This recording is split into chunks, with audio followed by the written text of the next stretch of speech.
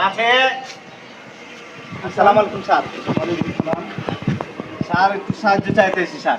কোথা থেকে আসছেন আপনি? স্যার আমার বাসায় মোহনপুর স্যার। হ্যাঁ, কি বিষয়?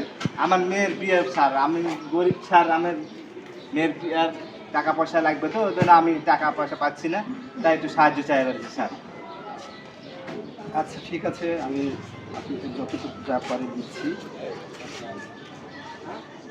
রাখুন।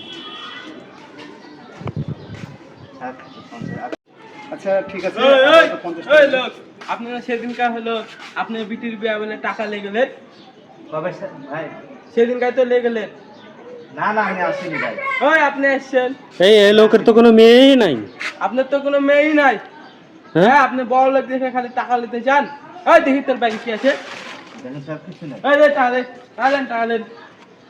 এই গরিব মানুষ, এই ভাই থাক, গরিব মানুষ আজকের মতো লিসে থাক, তবে এরকম করবেন না, মিথ্যা কথা বলে নেবেন না।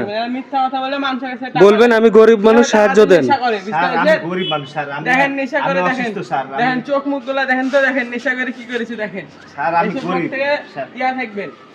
স্যার